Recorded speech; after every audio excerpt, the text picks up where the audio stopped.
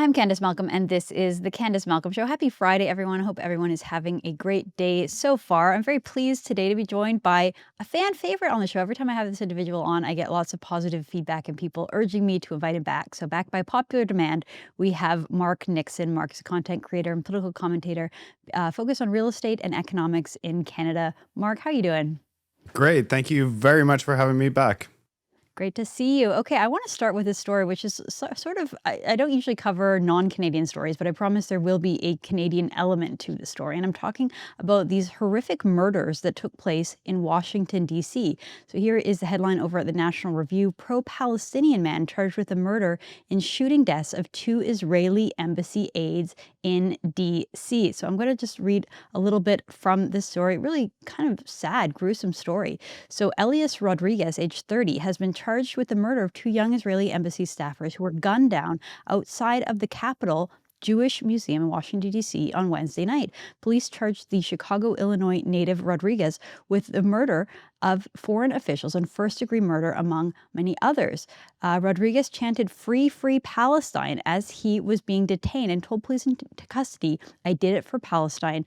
I did it for Gaza." And now a little bit of information about those 2 deceased staffers. It's just so sad. The staffers were Yaron Larinsky and Sarah Lynn Milgram, and they were attending the American Jewish Committee Young Diplomats reception at the museum to discuss the humanitarian crisis in Israel and Gaza. And when you read about these 2 individuals, I mean, the headline, the story is that they were Israeli staffers. So you sort of assume that they are Israeli Jews. Well, that's not even the case, Marc, because we learned that Lasinsky worked in the political department of the Israeli embassy. He was born in Israel, moved with his family to Germany as a child, and he was a Christian. He served in the Israeli Defense Force, but he embodied, according to the ambassador they worked for, he embodied Judeo-Christian values and an example set for young people worldwide. So he wasn't even Jewish, he was a Christian. The woman who they were dating, and apparently they were about to become engaged. It's just such a sad story as people were just starting their lives together. The woman grew up in Kansas City in the suburb of Prairie Village, Kansas.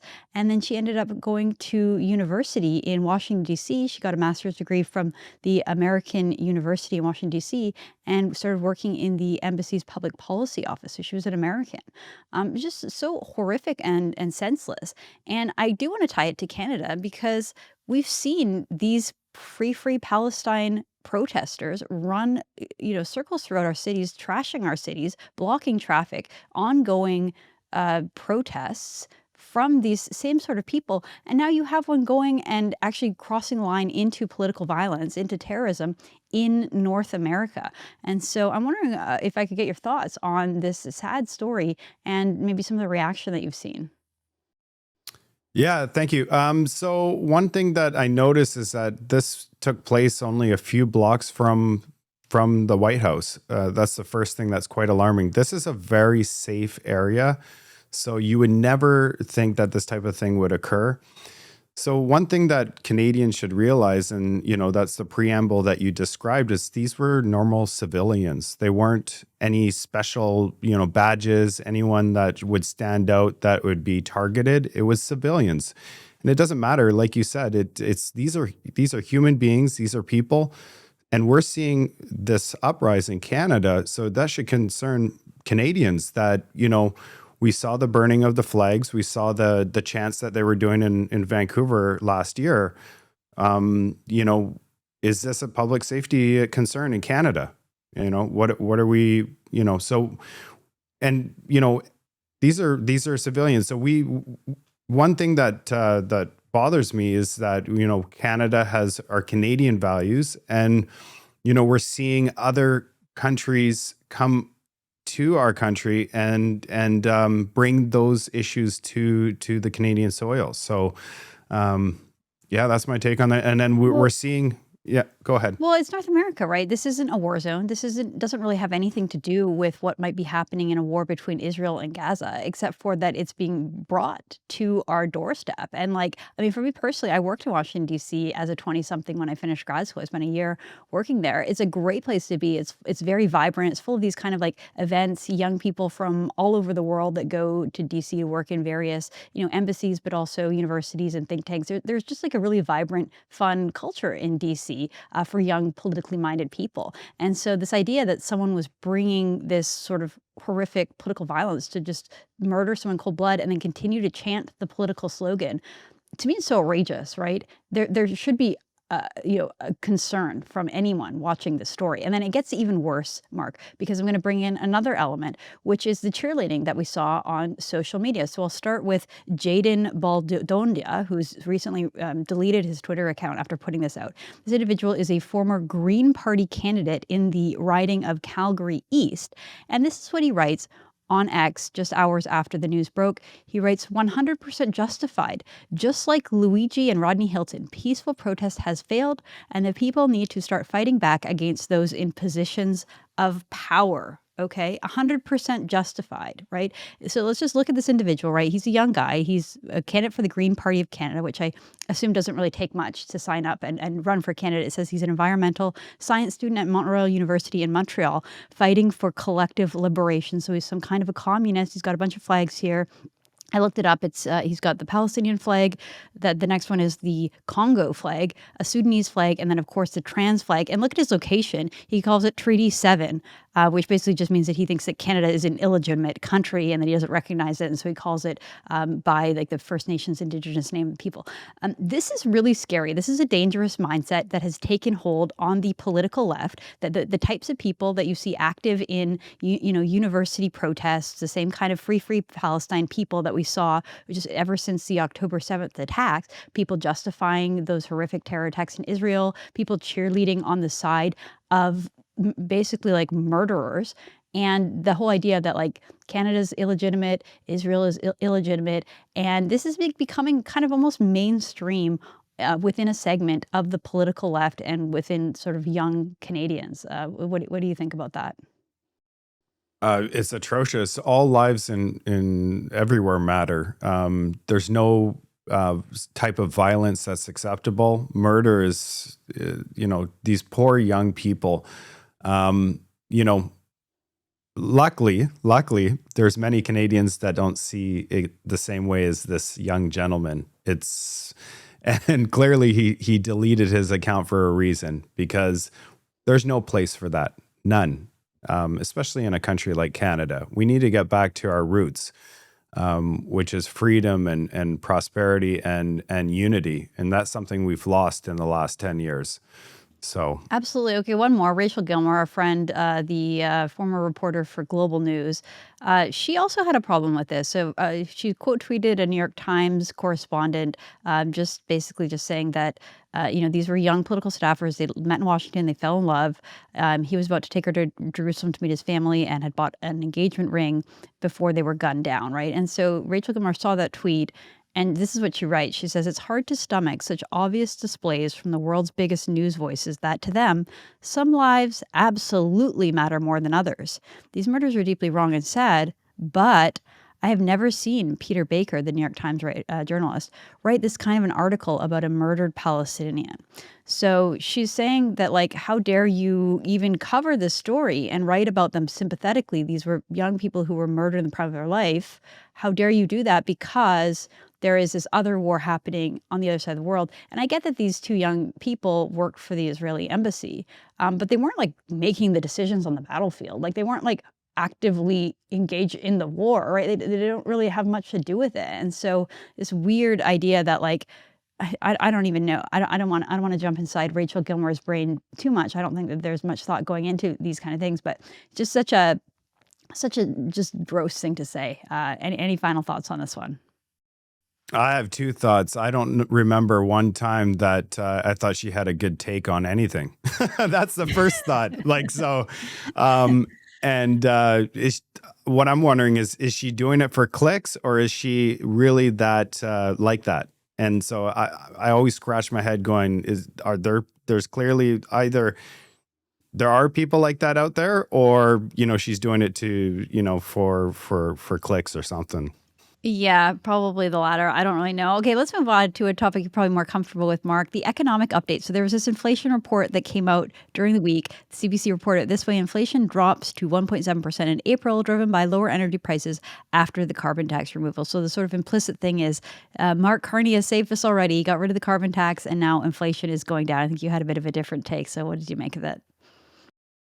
Yeah, so this is kind of my neck of the woods is economy and mortgages. So for this, we had a significant drop. So the first thing is they said for the last 9 years, or well, the carbon tax, since it's been, 6 years, they said that it causes zero inflation or 0.15. It's so insignificant, and you're better off with the carbon tax than without the carbon tax. Well, we find out now that they removed the carbon tax and it actually dropped inflation from 2.3 to 2.7. But something that people don't realize that everything else went up in inflation. So it's actually more significant of a drop than you would think, because if we take a look at food price inflation, it exploded upwards at 3.8%. Throughout the campaign and throughout the election, CBC and mainstream media weren't really talking about food price inflation. We just found out now that over the last 3 months, it's been exploding upwards and it's becoming problematic. And so if we take a look at this middle class tax cut of $800 that Mark Carney is going to be providing us on July 1st, if he pulls through with that $800, so that's for two parents working. So two parents working, living together with zero children, spend roughly $16,000 on food per year. If you actually take the 3.8% and add it to the 16,000, you're basically wiped out. The $800 is wiped out from inflation just on food, and everything else is going up in cost in Canada.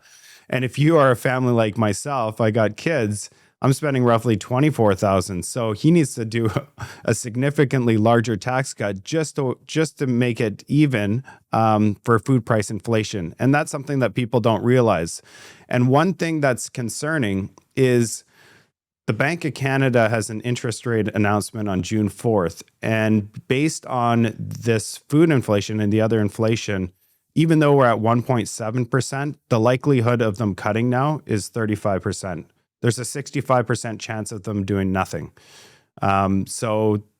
Which is concerning for people that there's actually 60% of mortgages in Canada are renewing in this year or next year, and they're all going to be renewing at a significantly higher amount. How much more can life become more expensive before people become insolvent? There's another point that I want to make is there was a statistics came out saying that Canadians, on average, just to survive, the average Canadian spends $76,000 just to survive.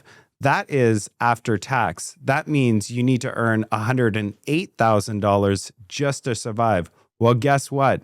The average Canadian is not making $108,000 as a family unit. They're making $106,000. That's the average. And we just got a report that came out showing that 1 in 4 Canadians are have food insecurity, and 1 in 3 youth have food insecurity. So these are trends that are continuing to get worse, and we're going to have to do some rapid development of our natural resources, and that's not electricity, that's oil and gas. And so we're going to find out if we get the Mark Carney Book of Values, or we can get Mark Carney, the energy superpower. And we're going to have to move rapidly. So we'll see what happens. Well, that stat that you mentioned about 60% of people having their mortgages renewed this year or next, I mean, that's a very scary situation for many families, right? Knowing that you set up your entire family budget based on your mortgage and what you can afford and what you can pay. And so the idea that all of a sudden it would get thrown back at you and the interest rate could literally be double what you were paying. I mean, people what would you do in that situation? Yeah, well, we got some more statistics showing that the people that purchased the property over the last 5 years, about 93% of them are underwater.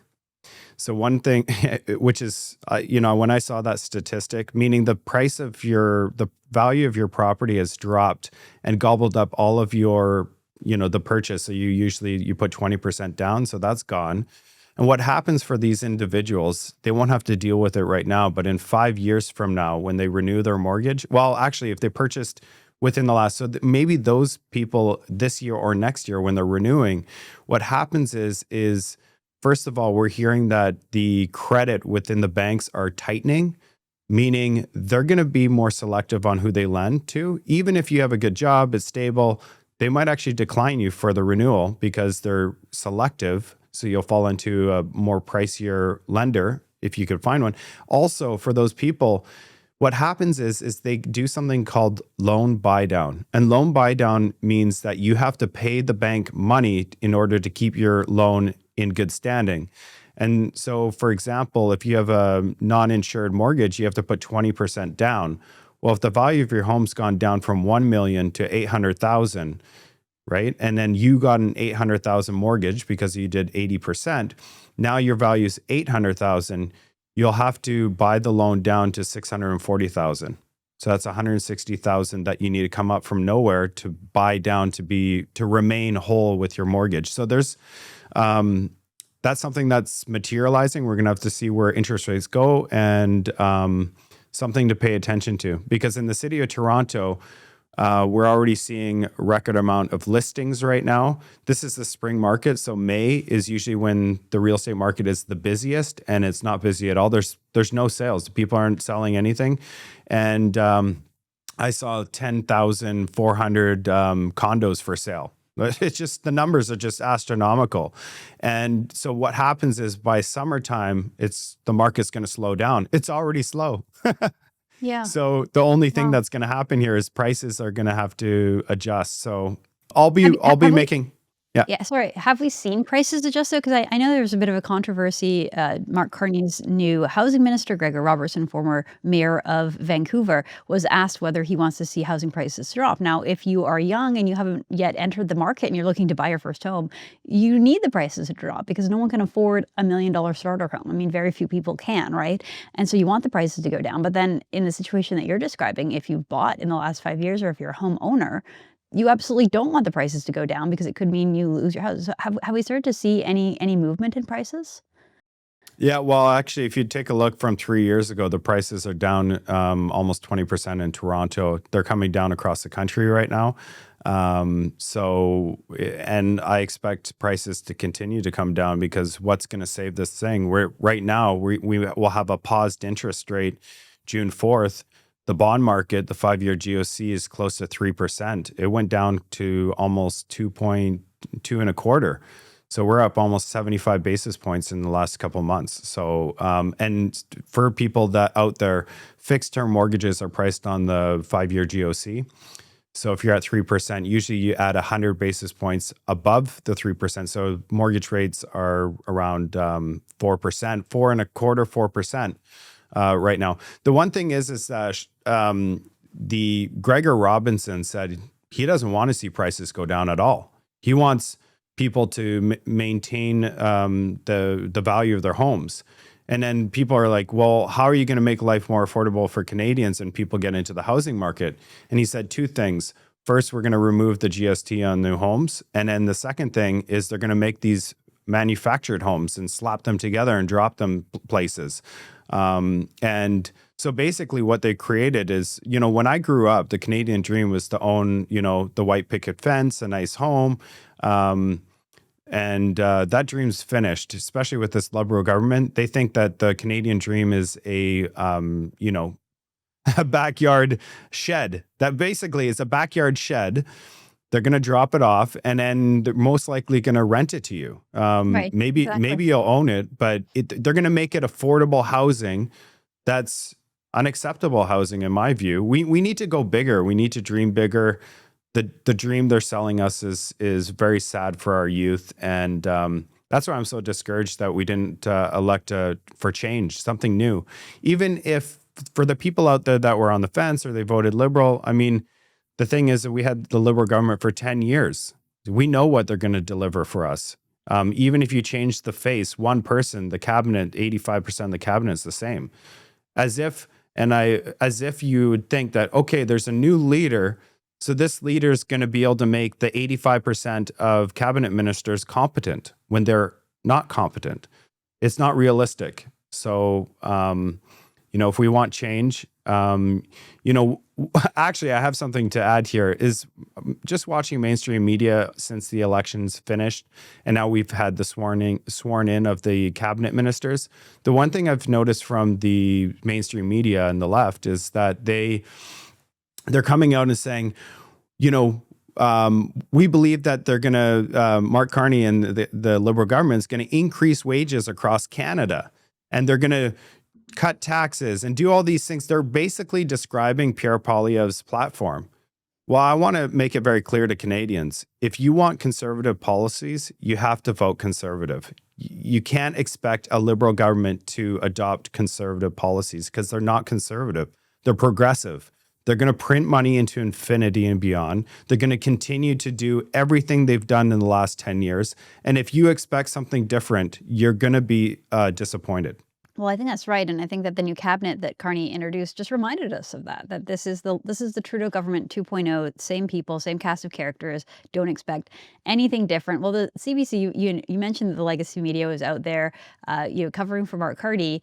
This is I would put that in this category. So this story has been circulating online. CBC posted this article, this investigation, pressure mounting on Pierre Poilievre to fire Jenni Byrne. Jenni Byrne was his national campaign manager, and folks might remember the name because she was a pivotal part of the Stephen Harper government as well. And so I'm going to play a couple clips for you here, Mark, but here we have Power and Politics guest host Peter Armstrong, and he is sitting with a reporter from Radio Canada. So Radio Canada is a French CBC, and they did this report. Apparently they spoke to 12 Conservative caucus members, so members of Parliament who spoke anonymously off the record. Never trust a report where someone's speaking anonymously off the record. Like, if you have something to say, you're an MP, like, man up and say it on the record. Come out and say it. Don't whisper it to a CBC reporter if this actually is true and happened.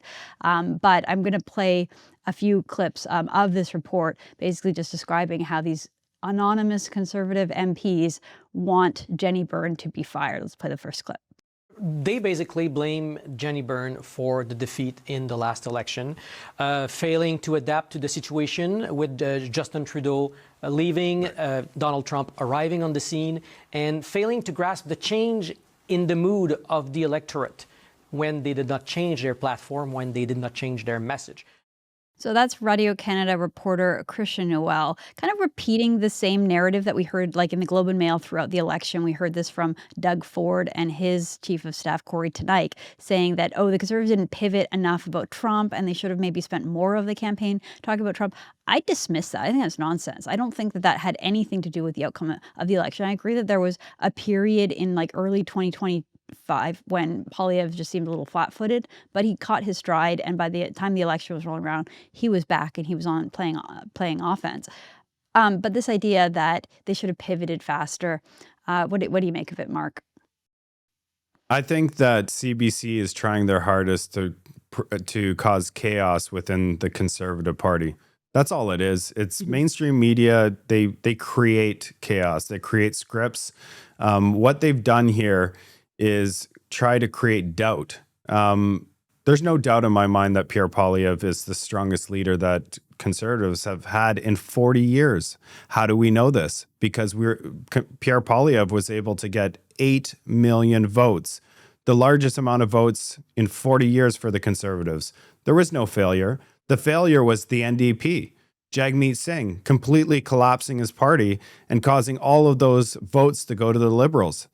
People are forgetting that. That's exactly what happened in this election. There was no failure for the Conservatives. Could they have done better? Of course. Could there be some reflection on how they could have done, got a little bit more? Because this thing was so close, under 2%, and the Conservatives would have taken a majority government. People need to realize that if they just got a little bit more, then we have a different story here in Canada. Well, just to your point about the best election result in 40 years, like no political leader had ever crossed the 7 million vote mark, let alone 8 million. So both Poilievre and Mark Carney did better in any election than any previous leader. And that includes Pierre Poilievre, right? Like in the 2021 election, the Conservatives got 34% of the vote. In 2025, they got 41%. So they improved the percentage that they got by what, 7%? They got 7% more. Like in any other election, that would have been enough to win. To your point, it was just because the NDP collapsed. And I agree that they're just drumming this up to make a controversy and promote the infighting in the Conservative. I want to play a few more clips here. So this is Christian Noel, the Radio Canada reporter, saying that sources told him that Jenni Byrne brings out the worst in Pierre Poilievre and that she basically made him more negative. Let's play that clip. So her critics say that Jenni Byrne brings the worst out of Pierre Poilievre, out of his character, out of his negativity.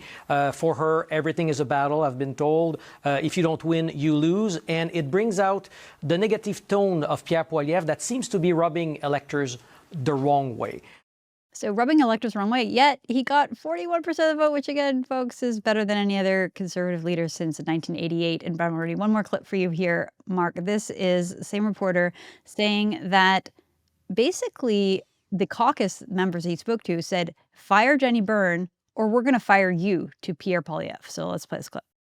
If she stays, I've been told, caucus will lose patience. It will be more difficult to support Pierre if there's a confidence vote in caucus. And it's either Pierre who shows Jenni's the door, or caucus will be ready to show Pierre the door. I would really like to know who these 12 caucus members are who are on the prefaces of firing Pierre Poilievre, because I haven't heard any of that, right? Like, I'm not saying that I'm a total Conservative insider, but I talk to people, I know people, and this is not the conversation. Like, I think Pierre Poilievre has incredible support from the base of the party and from the caucus, from MPs, because, you know, he led them through this election. The ones that got elected, many of them got elected because of Pierre Poilievre's leadership. So from the people I speak to, you know, there's a lot of positivity around him. And so for the CBC to pretending that there's this mounting movement to oust him as leader, like show her the door or we'll show you the door. Again, if that's true, I'd really like to hear, like, people need to put their name behind it, right? Like, anonymously speaking to CBC is not going to cut it. So I think that either the CBC is just cooking up a fake news report here because, you know, they want to distract Canadians away from the total dumpster fire that's happening over in the Liberal Party and their new caucus, their new cabinet, and everything like that, not even having a budget this year. Either that or, you know, these MPs who are just kind of like, I don't know, trying to maybe see a pathway for their own leadership run or something like that. What do you think, Mark? When they don't release names and they say they're imaginary caucus members, you know it's completely manufactured. There's so much going on with the Liberal Party right now. For example, you know, the whole thing blew up on Marc Carney where he didn't want to produce us a budget. This economic genius, the guy's been creating budgets his entire life. That's why people voted for Marc Carney. Even CBC was like, no budget? What country, even the most corrupt countries, what country does not have a budget? I don't think you can name one. Every country has a budget. So for them to come out, and not only that, he provided Canadians a costed Liberal platform. He provided numbers. And inside those numbers, he could have ported the numbers. He could have done something with the numbers. When you have no budget, that means you have no plan. So yeah, that's chaos right there. And so CBC is trying to drum up stories about the Conservatives, which are imaginary, because there's just so much chaos with the Liberals. And another thing is elbows up. What happened to elbows up? Elbows up is gone. We're talking about the Golden Dome with the United States, and CBC reported it could cost almost $500 billion, and Canada's going to be a partnership in that. That is a massive story and Marc Carney, on his priorities press conference he did the other day, he said that, yeah, we're going to be partners with that because who wants missiles or bombs dropping on your home? We only have 30 seconds to react, so we need to react quick, and we need this Iron Dome thing. The thing is that CBC even reported that a lot of the technology doesn't even exist yet. And Donald Trump wants to create this thing in his term, so 3.5 years, and he's saying it's $175 billion. It could exceed $500 billion. And so all of that money that's going to be going towards that doesn't sound like we're finding new partnerships. That doesn't sound like we're moving away from the United States and becoming partners with Europe. Another thing that really bothers me is, Mark Carney's like, militarily, we're going to work with the United States, but economically, we're finished. Our partnership is finished. So he just yesterday posted that he's making deals with Poland.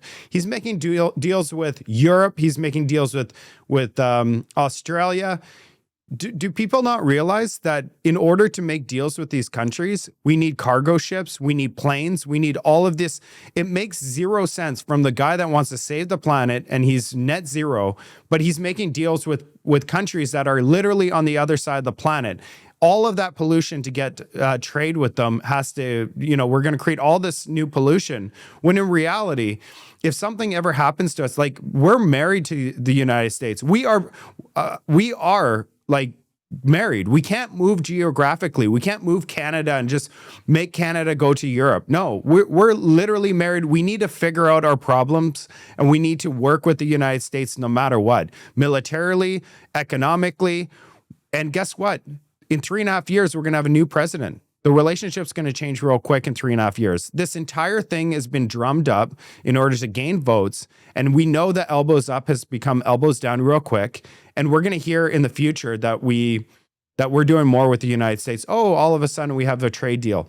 So the trade deal already happened with the UK. We found out about that. And Mark Carney talked about these F-35s. We have choices, and the Americans are respecting us all of a sudden because we have choices. We could buy our planes and all the military with Europe. Imagine buying planes from Europe and trying to get parts from Germany or trying to get parts shipped to Canada. Like, it makes zero sense. It actually could be a risk. And so we're going to see what's going to happen here. And that we will both be reporting on it because, yeah.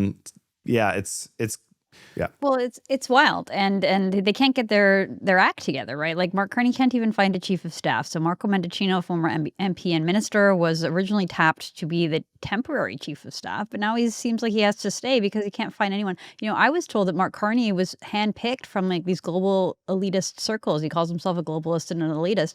You would think he would have a Rolodex full of eager applicants to come and help him run the government and save Canada, right? It's a period of crisis. So where's the team, right? He can't even find someone to run his office. He has to use all of the recycled Trudeau cabinet ministers who Canadians have had enough of, who destroyed our country.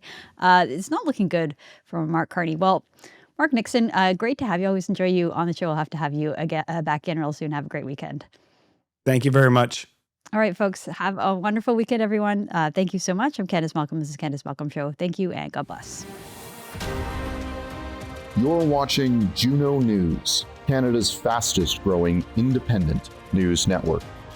Our team works day and night to bring you nationwide coverage of the issues that matter. Honest reporting of the stories that put Canadians first. From far and wide, Juno is doing the work to turn the dial in the right direction, bringing you the news from the field and in the studio. Wherever it takes us, we get the job done. For you, for Canada.